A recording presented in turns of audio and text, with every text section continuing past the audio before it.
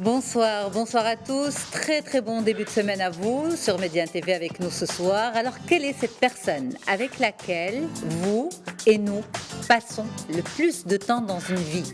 Si l'on prend le temps d'y penser profondément, c'est bien soi-même. Oscar Wilde a dit s'aimer soi-même est le début d'une histoire d'amour qui durera toute une vie. Pourtant, cela ne semble pas couler de source pour tous. Mais comment ne pas confondre amour de soi et son antithèse, l'égoïsme? Comment le cultiver et finalement, à quoi ça sert? On en parle ce soir avec Mariam Zaim, qui est coach de vie. Bonsoir Mariam, très heureuse de vous Bonsoir. retrouver. Bonsoir Yasmine, bonsoir à tous les téléspectateurs. C'est toujours un plaisir de participer à On se dit tout. Alors Mariam, dites-nous, c'est quoi la différence entre l'amour de soi, s'aimer soi-même et l'égoïsme? Alors je t'entendais à la présentation, tu as parlé de c'était un droit. Au fait, s'aimer soi-même, c'est une obligation, c'est pas un droit, c'est un devoir aujourd'hui. S'aimer soi-même ne veut pas dire être égoïste. Malheureusement, dans nos sociétés, pas seulement dans la société marocaine, dans la majorité des sociétés, on confond ces deux concepts. Pour nous, éduquer nos enfants à s'aimer, à prendre soin d'eux-mêmes, à prendre conscience de leurs besoins, de leurs émotions, de toutes les choses qui les font uniques, qui les constituent, va développer une personnalité égoïste. Une personnalité égoïste, c'est une personnalité effectivement qui pense à elle, mais dans un extrême qui va à l'encontre des autres ou qui est limite dérangeant pour les autres, parce qu'il n'y a aucune empathie envers les autres, pour dire ça de cette manière. Par contre, le self-love, c'est prendre soin de moi-même, c'est m'accepter moi-même, c'est accepter mon individualité, accepter que je sois un être unique, que je sois un être équilibré émotionnellement, une entité individuelle, physiquement, mentalement et spirituellement.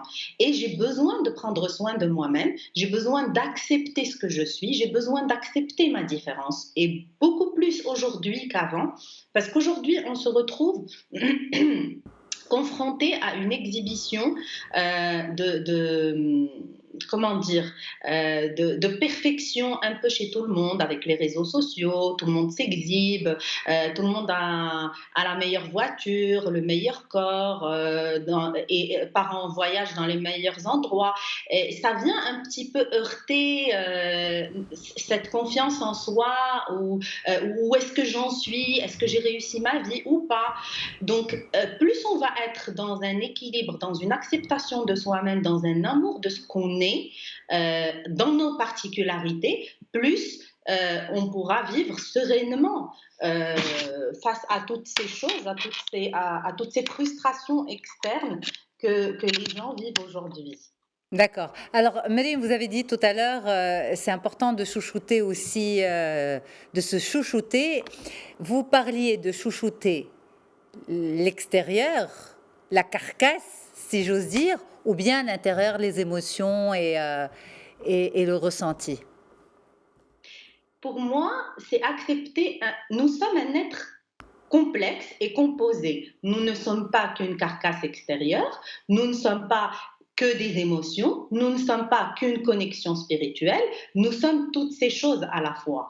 Et si j'ai envie de prendre conscience de moi-même, si j'ai envie de prendre soin de m'aimer, il faut que j'aime tout ce mélange, toutes ces composantes qui font que je sois unique.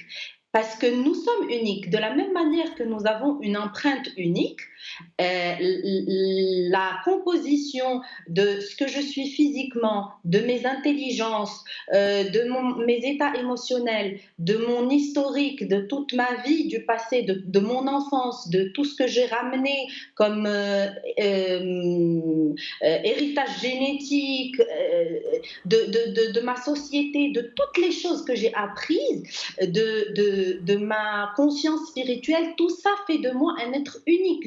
Il n'y a pas deux Mariam, il n'y a pas deux Yasmine, il n'y a pas deux personnes. Donc, plus je vais accepter cette mixture, plus je vais accepter cette complexité et ces détails qui sont en moi et qui me composent, qui me constituent, plus je serai à l'aise avec moi-même et j'accepterai tout ce qui arrive. Après, c'est vrai qu'il y a des gens qui confondent prendre soin de soi-même et s'aimer soi-même. Prendre soin de soi-même, là on va plus dans le côté un petit peu physique, ça fait partie de l'amour de soi. C'est une composante ou c'est un des chemins qu'on prend pour développer cet amour de soi. Mais ce n'est pas l'amour de soi, ce n'est pas que de l'extérieur, que physique, que mon alimentation, que le sport. Non, c'est Hmm. beaucoup plus profond que tout ça. Alors, vous avez aussi évoqué tout à l'heure un point qui semble vraiment essentiel dans cette question du self-love, de l'amour de soi, c'est l'empathie. Vous avez dit ça lorsque vous faisiez la nuance avec l'égoïsme, parce que certains pourraient vous dire, oui, s'aimer soi-même, c'est devenir égoïste. Vous avez dit l'empathie, c'est très important. Quand on est égoïste, on n'a pas d'empathie pour les autres. Par contre, là, au contraire. Donc, en quelque sorte, si je comprends bien, quand on s'aime, on aime mieux les autres, non? Oui. D'ailleurs, c'est une des pistes qu'on développe. Si j'ai envie, plus je vais donner, plus je vais être empathique, plus je vais être dans le partage avec les autres, plus je vais m'aimer moi-même, plus je vais me respecter, plus je vais développer mon auto-estime et mon auto-estime va développer mon self-love. Donc, c'est beaucoup plus complexe que ce qu'on croit.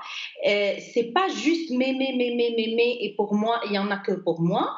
Non, nous sommes des êtres sociaux, nous sommes des êtres émotionnels. Nous vivons dans une société, nous sommes tout le temps en interaction avec les autres. Donc ces interactions, elles sont nourrissantes pour nous. Plus je vais être dans le don et dans le partage et dans la bienveillance avec les autres, euh, plus je vais m'auto-satisfaire de mon état, plus je vais être fière de moi-même. Et du coup, ça développe mon amour de moi-même et mon respect envers moi-même. Hmm.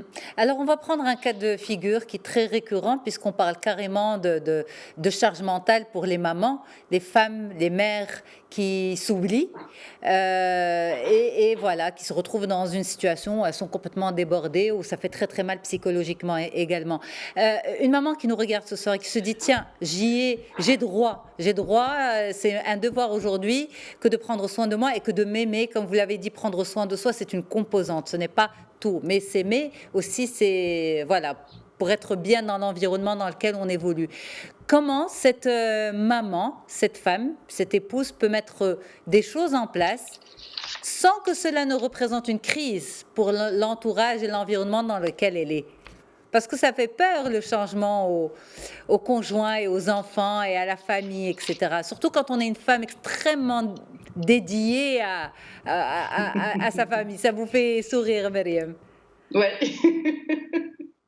On se met toujours cette charge de plus, les femmes, de devoir, je sais pas, de nous responsabiliser par rapport à la famille, au mari, aux enfants.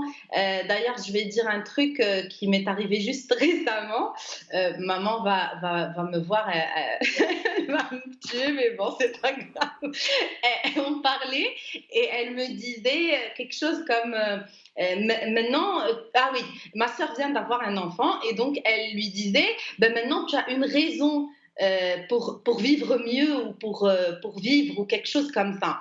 Et moi, ça m'a pris de l'intérieur. J'ai dit, mais elle a toujours eu une raison de vivre.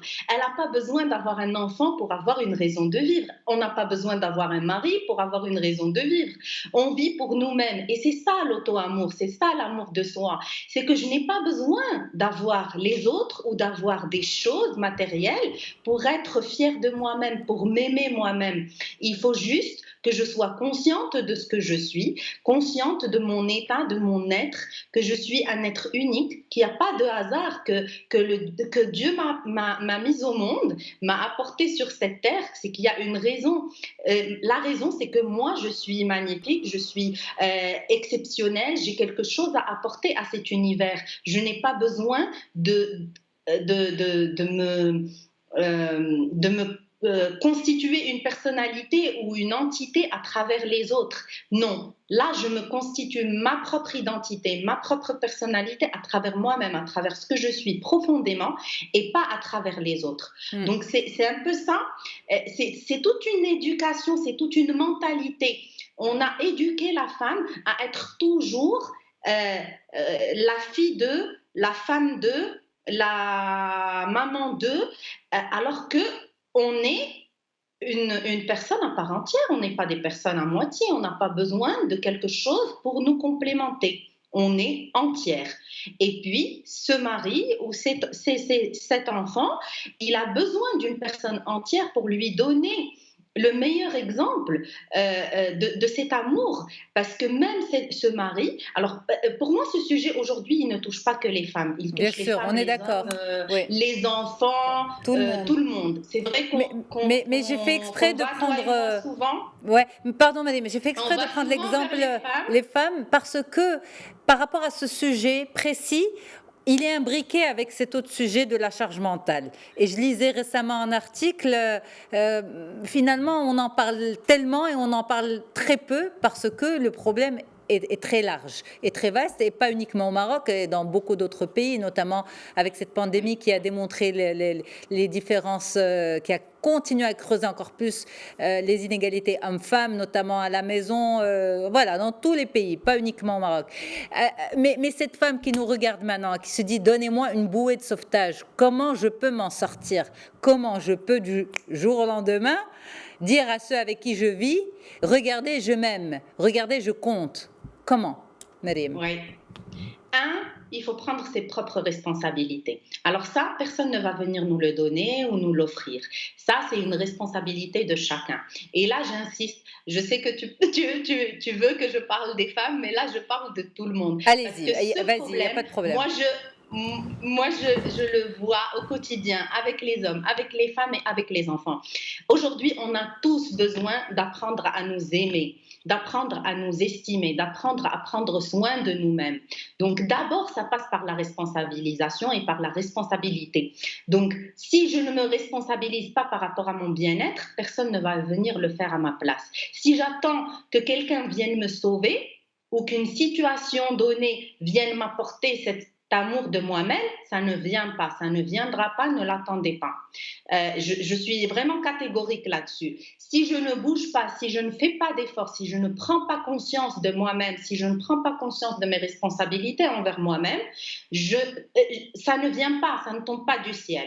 Donc, il faut se responsabiliser par rapport à sa vie, par rapport à ses choix de vie, par rapport à la conscience qu'on est en train de mettre dans notre vie. 2, il faut croire en soi. Et croire en moi-même, c'est croire en tout ce qui me fait unique aussi. Il n'y a pas de hasard dans la vie, il n'y a que des apprentissages. Mon chemin, c'est un chemin d'apprentissage. Je peux tomber, je peux trébucher, je peux avoir mal. Tout ça, c'est fait pour m'amener vers une croissance, m'amener vers un développement, m'amener vers une conscience. Je dois prendre conscience de moi-même et apprécier ce que je suis dans les plus petits détails, apprécier mon état émotionnel, le reconnaître, apprécier mon physique et arrêter de me comparer aux autres, apprécier ma situation professionnelle et arrêter de dire non, les autres ont mieux ou pas mieux. Si je veux mieux, je n'ai qu'à me développer, m'auto-développer, je n'ai qu'à travailler sur moi-même. Arrêtons de croire que tout va venir de l'extérieur, que le problème vient de mon supérieur qui ne m'estime pas ou qui ne me reconnaît pas. Arrêtons d'attendre que l'amour vienne de quelqu'un d'autre, d'un mari ou d'un enfant. Vraiment, prenons nos propres responsabilités. Une deuxième chose, c'est apprenons à parler avec l'intérieur, avec notre voix intérieure, et j'insiste à chaque fois, je te ressors ça, je sais, mais c'est essentiel.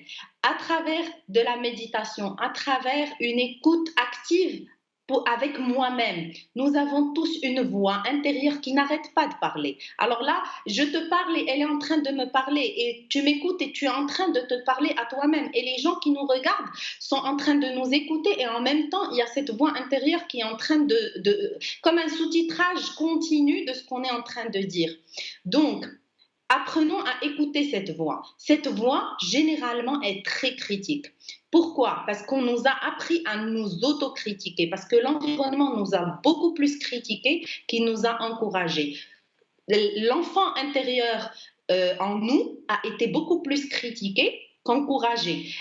On nous a beaucoup plus appris à avoir peur qu'à avoir du courage, à croire en nous, à croire en nos différences. Donc aujourd'hui, c'est à nous de prendre ça, c'est à nous d'installer ça. Ça s'installe à travers ce travail-là. J'apprends à écouter cette voix, j'apprends à dire stop. Là, je ne veux pas t'écouter parce que tu es juste en train de me critiquer. Je change ce message négatif par un message positif de moi-même. Parce que si j'ai envie de faire quelque chose et ma voix intérieure me dit non, tu n'es pas capable, non, tu n'as pas les compétences, non, si tu vas voir ton supérieur, il ne va pas te donner cette promotion, non, tu ne pourras pas parce que tu n'as pas le temps, non, tu ne géreras pas parce que tu as les enfants à la maison. C'est nous qui nous mettons toutes les limitations qui nous bloquent dans notre vie. J'ai quand même une petite question. J'apprends à écouter, oui, il est là. Et le bon sens dans tout ça? Et si c'était la petite voix du bon sens? Alors là, pas du tout. En fait, le bon sens... Si c'était la voix qui disait, oui, mais tu sais, ça serait pas mal que tu te calmes parce que tu peux pas tout faire, hein? Est-ce que tu crois que les gens qui réussissent dans leur vie, je ne sais pas, les personnes qui sont montées faire l'Everest ou ceux qui sont partis à la Lune la première fois ou ceux oui, qui mais vont Myriam, partir justement, bientôt pour Mars, oui, pardon, mais justement, ont écouté cette petite voix parce que la voix de la raison, elle est en train de leur dire ben, ne faites pas, personne ne l'a fait, c'est trop dangereux, pourquoi vous allez le faire? C'est dangereux. Mais si je peux me permettre, réussir dans sa vie, est-ce que finalement c'est pas un mirage que d'utiliser cette expression? Est-ce qu'on peut réussir dans sa vie, réussir toute sa vie, on réussit des sphères de vie? Et c'est souvent une sphère, c'est pas notre sujet, mais c'est une sphère par rapport à une autre. Ça, je pense que chacun doit définir ce que c'est que la réussite pour lui, parce que comme tu as dit, ça peut être des sphères. Il y a une personne qui, pour elle, réussir sa vie personnelle, c'est une réussite, c'est ça son objectif. Et si elle l'atteint, ben, tant mieux. Une autre personne a besoin de se réaliser dans son monde professionnel. Si elle y arrive, c'est tant mieux. Une autre, ça peut être dans un état spirituel. Toute personne, ou avoir un beau corps, ou ça dépend, c'est quelque chose de très particulier et très individuel. Mais ce qui est important, c'est de prendre conscience, c'est de s'autoriser, de dire oui, moi, je veux ça pour ma vie, je veux réussir ça, et définir, prendre le temps de définir ses objectifs, d'être sincère envers nous-mêmes, de faire des choix et de tracer notre chemin, et de ne pas écouter toutes les choses qui viennent de l'intérieur pour nous bloquer, ou toutes les voix extérieures qui vont être là pour nous décourager à faire nos rêves ou à atteindre nos rêves. Ça, c'est le problème. Parce que si mon rêve est, je ne sais pas, de sauter en parachute je sais pas, d'un avion, si c'est ça mon rêve, ben, je ne dois pas écouter toutes les personnes qui vont me dire ben, peut-être que ton parachute ne va pas s'ouvrir. Oui, peut-être qu'il ne s'ouvrira pas, mais peut-être qu'il s'ouvrira et que j'aurai réalisé mon rêve. Merci infiniment. Est-ce que tu vois un petit peu la nuance? Je vois, Myriam Masrechvik, mais c'est l'heure de rendre l'antenne. Merci infiniment d'avoir été là pour ce sujet de self-love, s'aimer soi-même. Le titre, c'était un droit, vous dites c'est un devoir. Une émission à revoir ce soir sur Média TV à n'importe quel moment sur mediatv.com. Très très bonne soirée à toutes et à tous. Prenez soin de vous, cherchez-vous de l'intérieur, écoutez cette petite voix. Et puis, apprenez à vous envoler de vos propres ailes. Voilà. Je vous retrouve demain pour un autre sujet. Très bonne soirée à toutes et à tous.